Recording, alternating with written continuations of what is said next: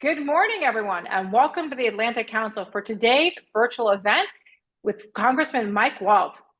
I'm Halima Croft, Board Director at the Atlantic Council and Head of Global Commodity Strategy and MENA Research at RBC Capital Markets. Today, we are delighted to welcome the Honorable Mike Waltz, United States Congressman from Florida, to discuss the global challenges and opportunities facing a potential Republican president in Congress next year. Congressman Waltz will draw on some of the approaches to leadership that he has outlined in his new book, Hard Truths: Think and Lead Like a Green Beret. This event is part of the Atlantic Council's bipartisan election year series titled Election 2024, America's Role in the World, and is supported by RBC Capital Markets. RBC Capital Markets is delighted to support this convening and the larger Election 2024 series. Events like this one are essential for engaging Democratic citizens and shedding light on the implications of potential presidential administrations and congressional candidates.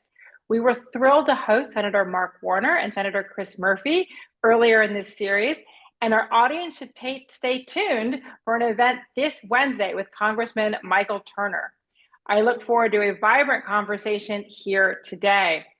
Through convenings like this, alongside our broader analysis, we fulfill our mission of providing the essential platform for analyzing the economic, political, and technological changes that will define the 21st century, of shaping the global future together. In the aftermath of the Second World War, the United States built a rules-based international order and has upheld and strengthened that order through the Cold War into the present day, working alongside allies and partners to create a more secure and prosperous future for all. Today, the United States must traverse a military and economically aggressive China, an expansionist Russia in the third year of a brutal war, and turmoil in the Middle East. We are delighted to host Congressman Mike Waltz, who has experience in national security and foreign policy that few can match. I will now hand it over to our moderator. Thank you so much, Congressman Waltz, for joining us today. Great. Well, thank you very much, Halima, for those welcoming remarks, and to RBC for the sponsorship of this event. My name is Matthew Kranig. I'm Vice President and Senior Director of the Atlantic Council's Scowcroft Center for Strategy and Security. And the conversation today is happening at a critical moment. U.S. presidential election is 1 week away, and everyone wants to know how will a next U.S. presidential administration deal with a challenging international environment? And so to discuss these issues today, we're very fortunate to have Congressman Mike Waltz. Congressman Waltz represents Florida, sits on the House Armed Services Committee and the House Permanent Select Committee on Intelligence. Before being elected to Congress, he was an entrepreneur, a White House and Pentagon advisor, a Green Beret and colonel in the United States Army. In that role, he was deployed to Afghanistan, where he won multiple Bronze Star medals for heroism in combat. And one of the reasons he's here with us today is because he's also the author of a new book, Hard Truths: Think and Lead Like a Green Beret. So before we begin, let me share a few housekeeping notes. This event is public and on the record. Toward the end of our conversation, we will be opening it up for audience questions, so be thinking about your questions. And please submit your questions to askac.org, and please include your name and affiliation when you submit your question, and we'll ask those to the congressman. So without further ado, let's start the conversation. Congressman Waltz, thank you very much for joining us this morning. Hey, thanks, Matt. Thank you. Just thank you to the Atlantic Council for all the work you do, and good to be with you. Well, it's good to have you here. And I thought we'd maybe start with the new book and then broaden out to talk about the future of U.S. foreign policy. Sure. So I read the book this weekend. I enjoyed it, and I'd recommend it to our viewers. And we'll drop a link in the chat for those who would like to purchase a copy. First question, why did you decide to write this book? Well, I get asked on a regular basis when I'm talking to school groups, ROTC departments in universities, out amongst my constituents around the country. One, I get asked all the time, what's the difference in a Green Beret and a U.S. Navy SEAL and a Ranger? I answer that question, but I think that the answer is also illustrative of, perhaps how we can think differently about our foreign policy. And really the difference to boil it down, the SEALs and Rangers, some of the best of the world. For example, what we did to Osama bin Laden. Other side of the world, incredibly denied, difficult mission, in and out, lightning raid, literally 2 bullets on the forehead, and decapitated the leader of Al Qaeda. Finally, Green Berets take a much longer and systemic approach. We learn multiple languages. We specialize in parts of the world, and you can embed just a few of us, either with a local militia, a guerrilla resistance force, or even a partnered allied military, as I talk about in the book. Partnering with our NATO allies in Afghanistan and in Africa. And have, I believe, an outsized strategic impact that's a great return on investment for our military. And so I talk about those lessons learned, the different kind of mindset when you're very alone and often afraid, whether, again, it's with a warlord who would soon kill us as the bad guys, or in one of my tours where it was literally 3 Americans partnered with 90 Arabs in a joint task force, partnered with another 180 Afghans, the closest I'll ever get to Lawrence of Arabia, I think. But speaking of Lawrence of Arabia, I think was the original Green Beret. One man really tied down whole portions of the Ottoman Empire by, with, and through his Arab allies. And so applying that mindset, I think, to our broader foreign policy and national conversation, domestic issues as well, and how I try to now address the issues that we face in Washington and Capitol Hill. Sometimes I think the tribes of the DC swamp are tougher than the tribes I faced overseas, and corralling them in line with the direction I think the country needs to go. But that was the genesis of it. And thanks for letting me talk about it. Yes, and well, you anticipated my next question, which was going to be to remind the viewers the difference between Green Berets and other special forces. And at the Scowcroft Center, we've done some work on the role of special operations forces in strategic competition. And in the book, I like, you give the example of how would they go about taking down a wall, where the SEALs would bust through it and the Green Berets would go to a construction worker nearby and say, hey, buddy, can you your bulldozer into this? So that was a good example. So you talk about 10 or so traits of leadership that you think are part of how Green Berets work, that translate to life, to business, to foreign policy. So it's restraint, discipline, bottom-up leadership, adaptability, resilience, determination, boldness, servant leadership, truth to power, persistence, vigilance. How did you settle on these 10 traits? Why these 10 traits and not others? Well, it's not necessarily that I settled, on these traits and decided to write a book about them. It's just what I found through experience, what I found through going through the grueling training of Ranger School. Again, Special Forces training is a couple of years long versus several months.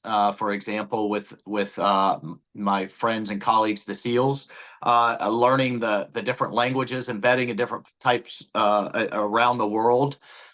So it's what I found that actually worked in these incredibly isolated, difficult situations, and then kind of really bringing that out, how I've applied that to now my new role in Congress. So it kind of was a bottoms up mentality, and I tell the story in our final exercise in Green Beret training.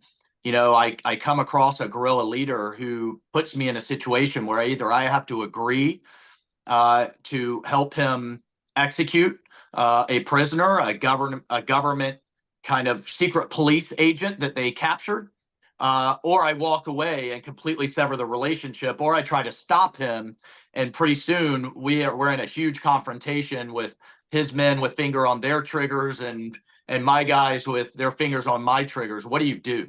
How do you get out of that and still maintain that relationship? Do not have a strategic failure, but you can't be a party to a war crime, even though probably nobody would ever know. And so it's that moral compass and that adaptive mindset that I talk about, at least in that situation. And again, all of these things apply to life, to business, and certainly to politics. Well, I think you started the book with that story, and it was really gripping and had my interest from the start. And I wonder if you might talk about, maybe choose one of these traits of leadership and talk about it in a little bit more depth. And if I could, maybe resilience would make sense. At the Atlantic Council, we've just set up a new Adrian Arsht National Security Resilience Initiative. We're trying to figure out what is resilience and why does it matter. And you tell some good stories in the book, one about Andre Mernay, but also some of your experiences with resilience. So would you maybe go in a little bit more depth on either resilience or one of the other traits that you think is Yeah, sure. I'll talk about resilience, and then I think another one that we don't talk enough about in restraint, both in combat and in our broader foreign policy. And resilience, I just highlight these amazing Americans, whether it's Andre Mernane, who lost a foot and 9 months later was jumping out of perfectly good airplanes alongside me once again. Ken Dwyer, a captain I served with, lost an eye, an arm, and a leg. The system didn't know what to do with him because he kept refusing any type of disability payment, even though he absolutely deserved it, because he just wanted to get back to his force, back to the team, and back to the fight. He's still a serving active duty colonel, despite those incredible disabilities today, or even forgotten heroes like the first Puerto Rican Medal of Honor recipient, Rocky Versace, who the last anybody saw of him as a POW in Vietnam. He was being dragged by his hair into the torture chamber, screaming, "God bless America," at the top of his lung. So, where does that resilience come from? How do we inculcate it as a society? And one of the things that I talk about with a lot of my high school groups, I get asked kind of, what's the one bit of advice? Or for kids going off to the military academies that I've nominated, I tell them, you know what, you're going to fail. You're going to fail a lot. You're going to fail repeatedly over and over again. And it's how you deal with that, what you learn from it, and whether you have the guts and the grit to go at it again. And I talk about my own failures in Ranger School and Special Forces selection and campaigns. And I think you learn far more from your failures, but we don't talk about that a lot in a society that's kind of patting everybody on the head and giving everyone a trophy. And then just very quickly on restraint, look, we faced a situation in combat. We were told to hold the line, do not move, hold the flank. And pretty soon my sniper sees a young boy calling in mortar rounds on us as a sniper. I refused permission to fire. I told him to fire a warning shot. We followed the kid into his village. Turned out the Taliban had lined up all the families of that village and told them to give their eldest son to the Taliban to attack us, or else. One family refused and they hung their little boy. And people need to hear those stories, understand the decisions we have to make. What was a cell phone a weapon in the laws of land warfare? Did I make the right call? And I kind of go through history, Grant and Lee, H.W. Bush not going all the way to Baghdad after Gulf War I, despite the pressure to do so. He stopped in Kuwait. I even talk about unsung heroes. A Soviet submarine captain who was ordered to fire a nuclear-tipped torpedo into the U.S. Navy's fleet that was blockading Cuba during the Cuban Missile Crisis. That captain refused. He went to the Gulag. You don't refuse order in Soviet Russia, but his restraint saved the world. And even in politics today, I think we need a lot more of that. I was accused of stolen valor in my first campaign, and my amazing wife and advisors, rather than hitting back and hitting hard, advised me to rise above it and stay focused on what I wanted to get done in Congress. So those are just a couple of traits that we talk about and how we can apply it today and how I have applied it. And I like the way how you tie the lessons you've learned in combat up to bigger foreign policy decisions. And I did note the H.W. Bush decision as the director of the Scowcroft Center. Of course, Scowcroft was his advisor for right. that. And as the manager of a think tank, I think there are lessons of leadership in here that I'll certainly take for myself: bottom-up leadership, servant leadership, and so on. So maybe as a kind of transition from the book to a discussion about the future of U.S. foreign policy, one of the other themes that comes through in the book is American exceptionalism. And you have some people who say, well, the United States has made a lot of mistakes. We've got a lot of problems at home. Why is that the wrong way to think about America's role in the world?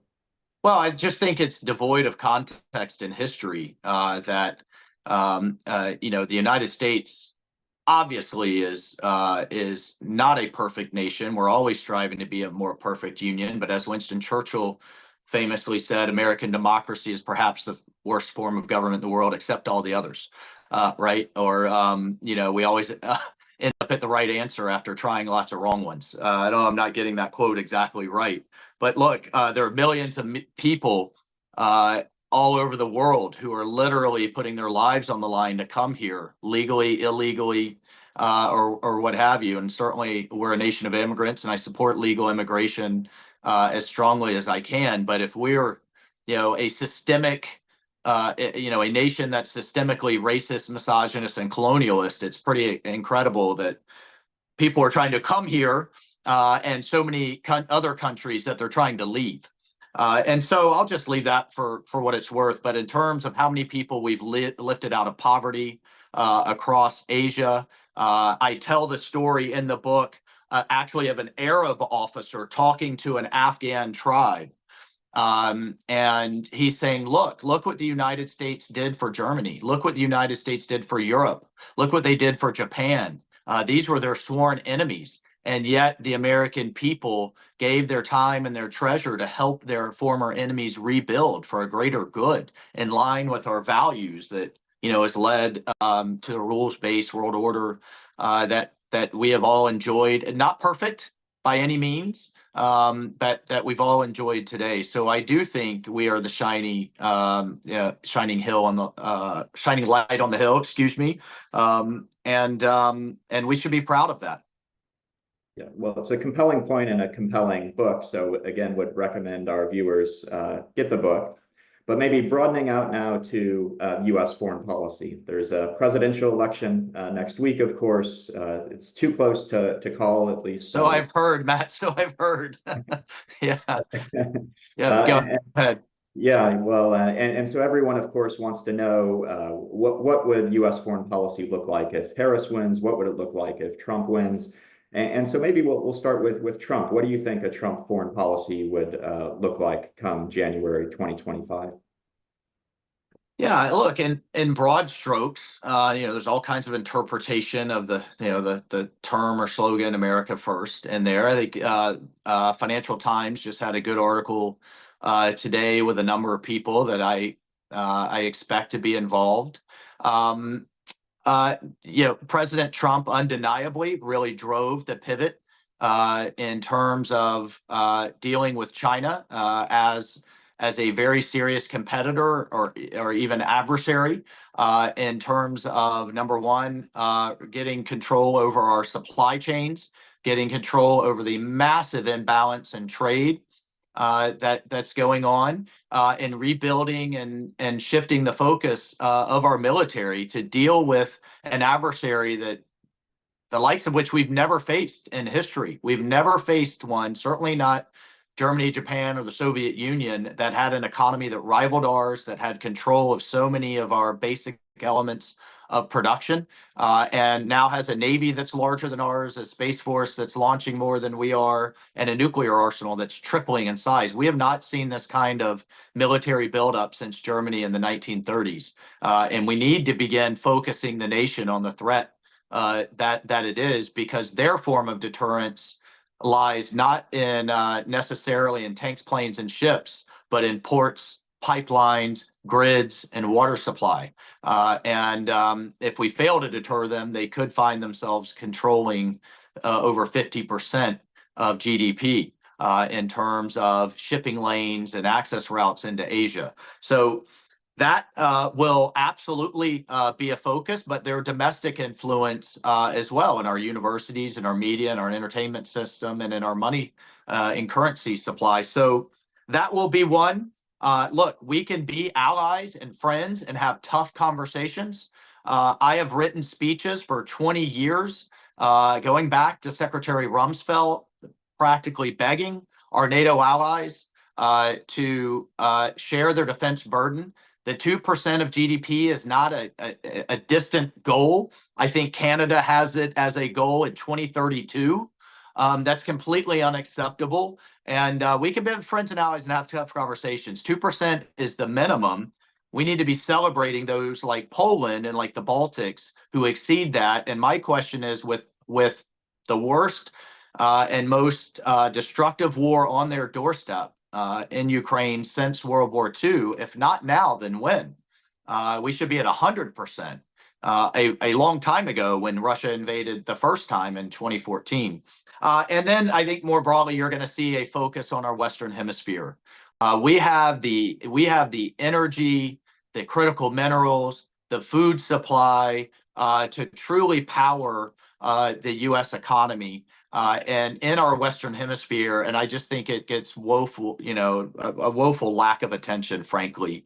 And I'd say the last thing, Matt, is President Trump deeply appreciates, yes, our military has to be strong, but our true strength is in our economy and in our prosperity. That is the driver, I think, for the world order that we have, that has been relatively peaceful compared to the two world wars since the end of World War II. And there's a number of things, including our energy supply, that we need to do to sustain that.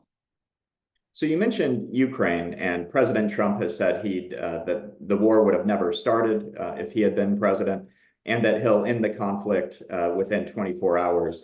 Some interpret that to mean he's just going to sell Ukraine down the river and give Putin a sweetheart deal. Is that what he intends, or what do you think a Ukraine policy would look like? No, let's go for the first statement. Russia invaded a neighbor under President Bush, under President Obama, and under President Biden. They did not show this kind of aggression. They were deterred under President Trump. And let me just knock down just a couple of narratives that are out there. Let's look at what happened under the first Trump term.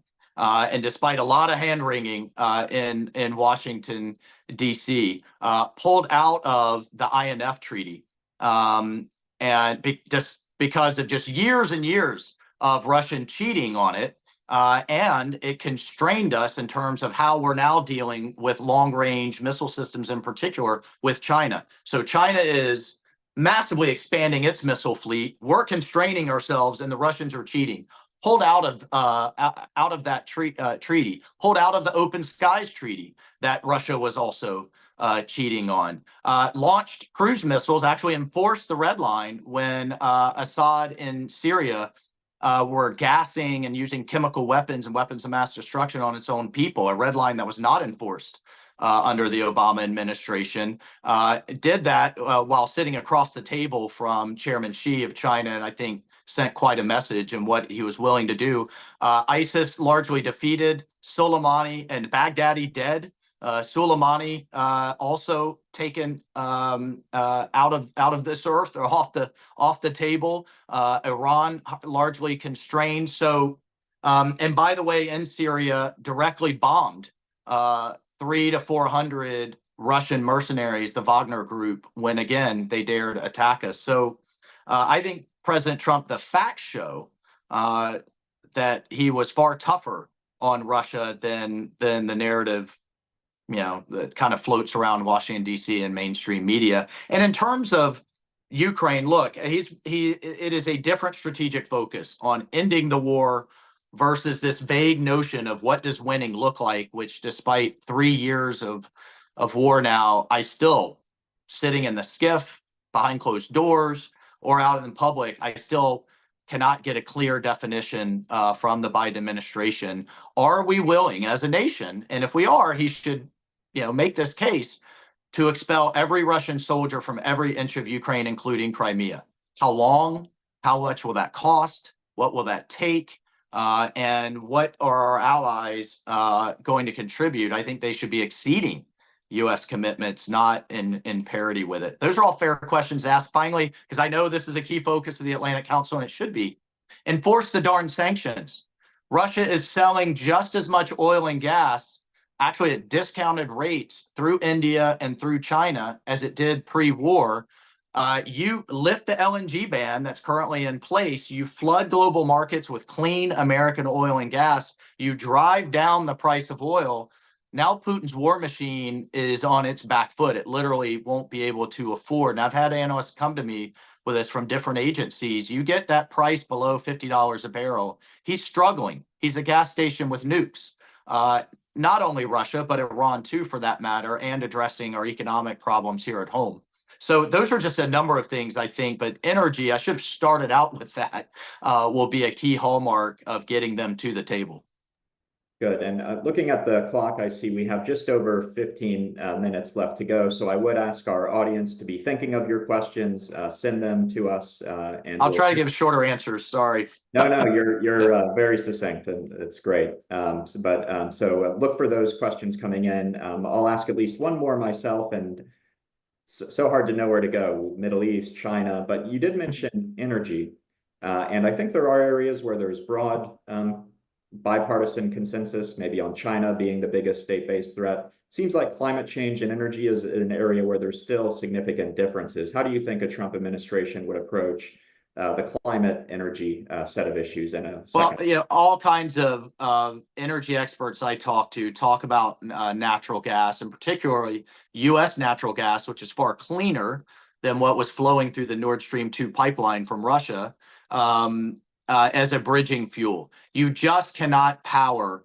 modern economies on wind and solar, even as they exist today. But you start adding in the computing power and the energy needed for massive databases. I've talked to experts that say an AI search is 30 times more energy intensive than a normal Google search, right? So the demands of kind of the economies of the future, of quantum, of data, of AI, are only going to put more demands on our grid.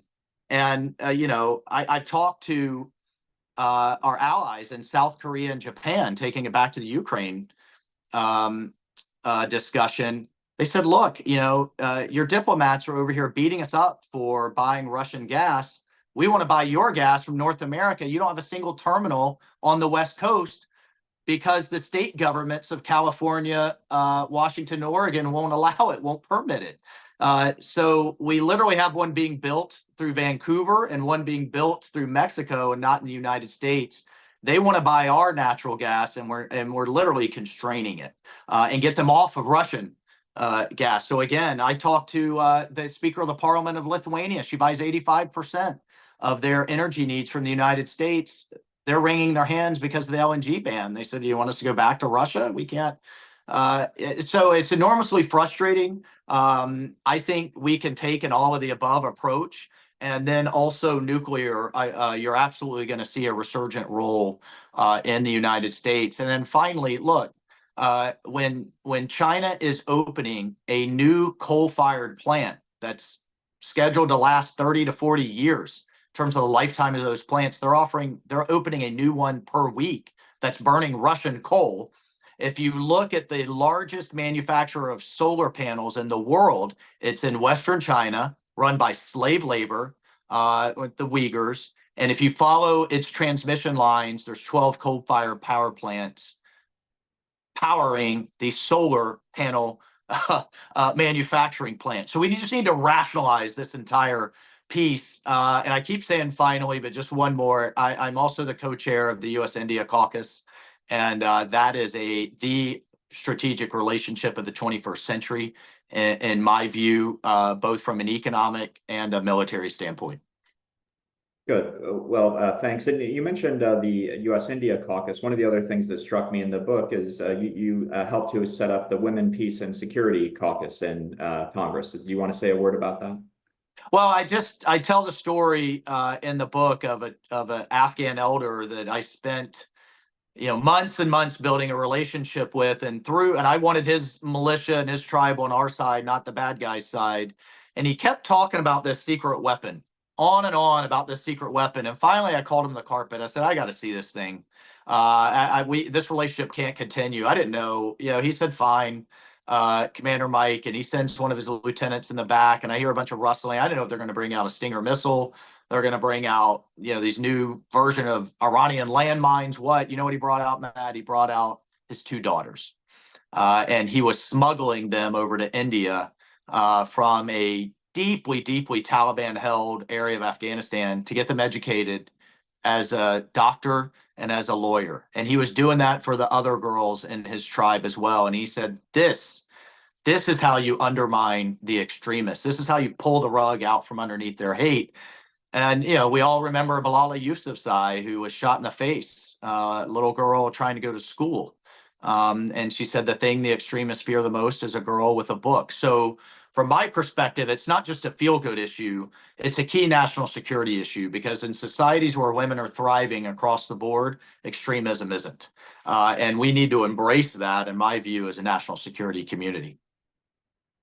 Compelling point. And we do have some questions rolling in now from the audience. And so maybe not a surprise question about, we talked about the conflict in Ukraine, but now a question about the conflict in the Middle East. The Biden administration has said that Israel has a right to defend itself, but that also we need to get to a ceasefire.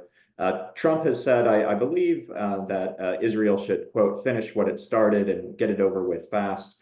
How are we doing in the Middle East? How would Trump administration approach the conflict in the Middle East? Well, let's just contrast 4 years ago, and I don't mean this to sound as partisan as it probably does, but it's just a fact that 4 years ago we were signing peace deals on the White House lawn with the Abraham Accords, poised to expand even further. And look at where we are today. And I believe this is a crumbling of deterrence.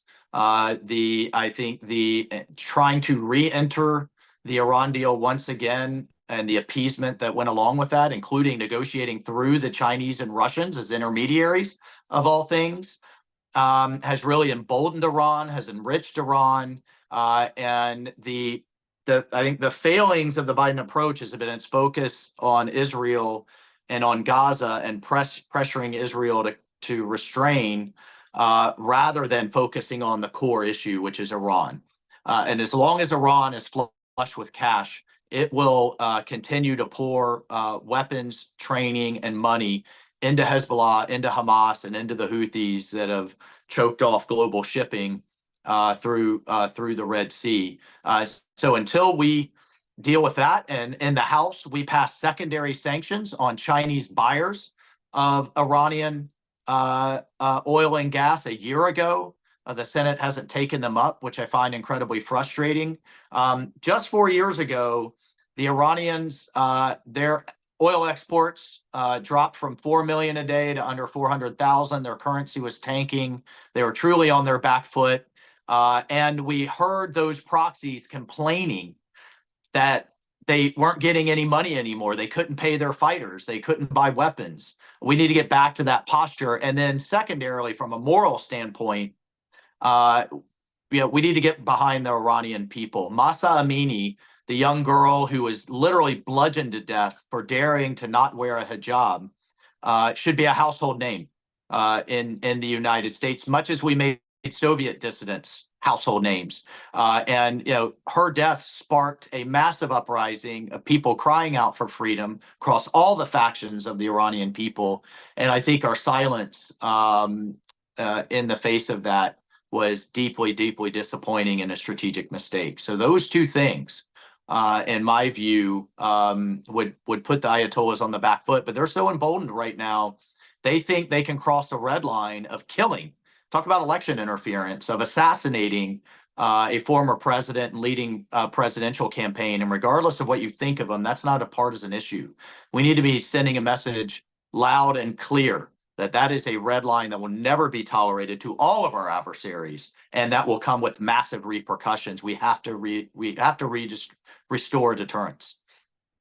Well, speaking of restoring deterrence, you need the defense force posture to do that. So we have a couple of questions that have come in on defense posture. So maybe lump them together. At the Scowcroft Center, we're fortunate to have a military fellows program, one fellow for the year from each service.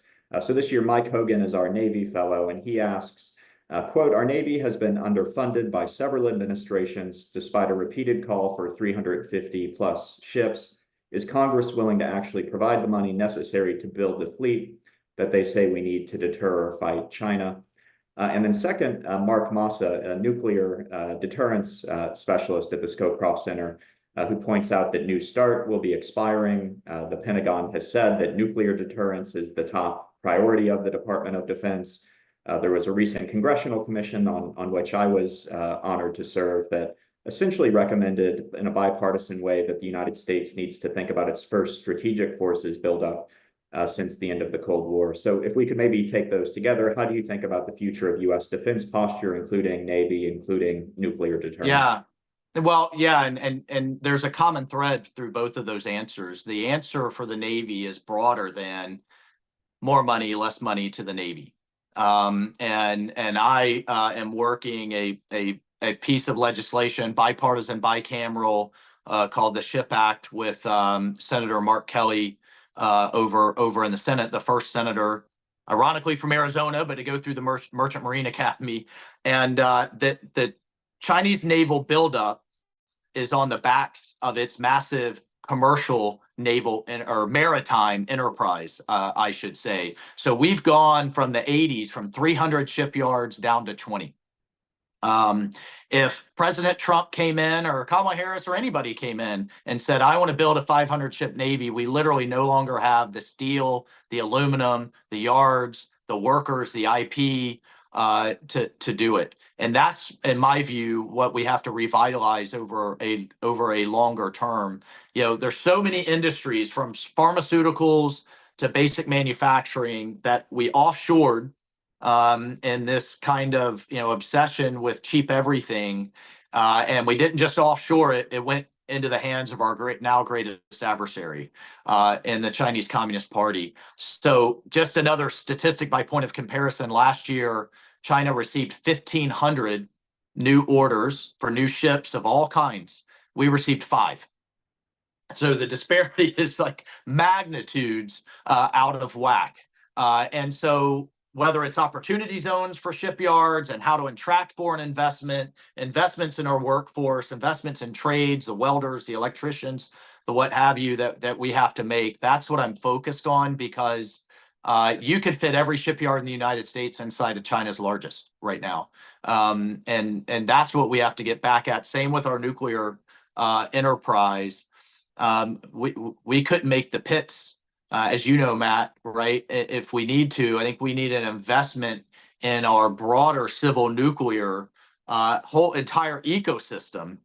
And I'm all about incentives and incentivizing private capital to do that, getting government out of the way so that those investments make sense, from regulations, burdens, permitting reform that keep investors on the sideline. And that'll really be the focus of both. But right now, in the very near term, I think back to your Naval Fellows piece or question, the shipbuilding expertise and the ability to do it at scale outside of China sits in Japan and North Korea. Japan and South Korea. I want to be very clear on that. And getting them engaged in a meaningful way is something we just have no choice. We'll have to do in the short term. And right now, you're looking at Daewoo's buy into the Philly shipyard as a case in point. Okay, good. Well, we have time, I think, I know you have a flight to catch, and we're scheduled to end in about 5 minutes. I think we have time for one more question from the audience.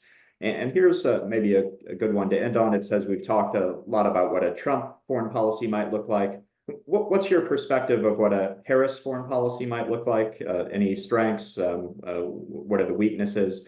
And I know that's a lot to cover in just a couple minutes, but anything you'd like to highlight? Well, I just think it's more, it'll be more of the same of what we're currently seeing.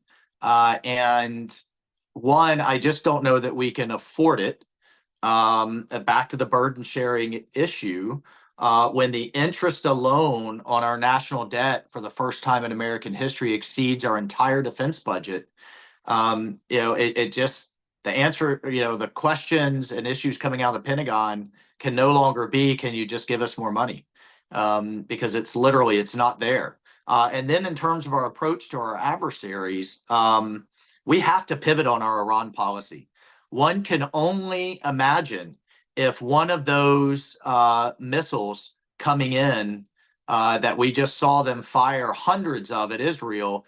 The Israelis even had a suspicion that one had a nuclear warhead on it. You can't wait for the mushroom cloud until you respond, right? So we are really getting to the precipice here. And the thing the regime cares about the most is money and its control. And, you know, again, those are the two pieces that I spoke to earlier. And look, we're seeing the Ukrainian conflict with now North Korea not just providing mountains of artillery rounds, but thousands of soldiers. And now the South Koreans pondering how they're going to reply and respond.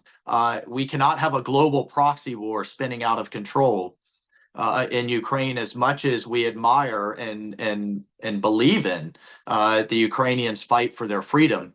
So I just don't think more of the same can be the answer, but I have not seen any policy articulation out of the Harris campaign, none, that indicates a different path.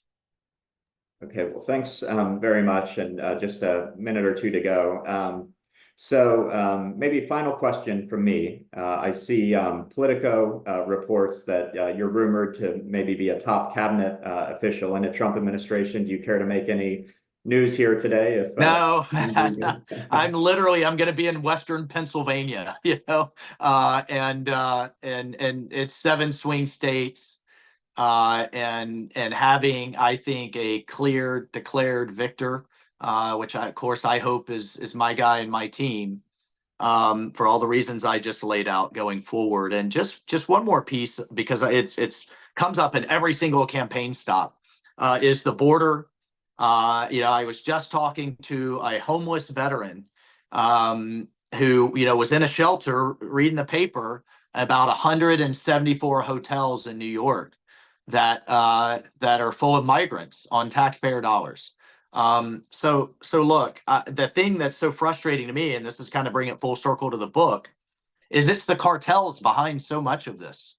They are literally making billions. These are the Mexican cartels on human trafficking. 40% of the girls coming across our border are sold into trafficking and sex slavery. It's horrendous. There's rape tents in the Darien Gap that these women have to pass through to continue their journey. It's absolutely sickening. We know as Green Berets how to take down a network. We worked with Plan Colombia in the 90s, took down the Medellin cartel and stopped Colombia from being taken over by narco terrorists in the FARC with just a few dozen Green Berets. I'm not talking, when we talk about using military resources to take on the Mexican cartels, which, by the way, are fighting the Mexican army to a standstill, shooting down helicopters, controlling 30% of our neighbor's territory. I'm not talking about invading Mexico with the Marines like the media wants to spin it, but we do have offensive cyber. We can start intercepting their money. We can start jamming their ability to communicate. We can put their leadership on their back foot. And we're talking space, cyber, and other resources to give law enforcement the tools that they don't currently have. And I think just take a very different posture than the passive one we have right now. Well, thanks for bringing up immigration. I should have asked about that. If you look at the opinion polling, it is one of the issues top of mind for voters as they head to the polls on Tuesday. And I think we're out of time. We don't want you to miss your flight, but thank you very much, Congressman Waltz, for your service. Thank you for joining us this morning. Thank you, Matt. Thanks for the oh, sorry, go ahead. Oh, no, if I could just add one thing, you were going to mention the book Hard Truths, and I just wanted to be sure to put out there that my proceeds are going to Gold Star Families Charity, the Matthew Pacino Foundation, one of the Green Berets that I lost. So it's all going to a good cause, and hope people get some insights from my time all over the world and now in DC. Well, that's very generous of you to donate the proceeds, and remind our viewers that there is a link in the chat if you'd like to buy the book. And thank you again very much, Congressman Waltz. And would remind our viewers that we'll be doing this, a version of this again on Wednesday. We'll have Congressman Mike Turner of Ohio giving his perspective on what to expect from the United States foreign policy after the elections. So thank you very much. We'll see you then.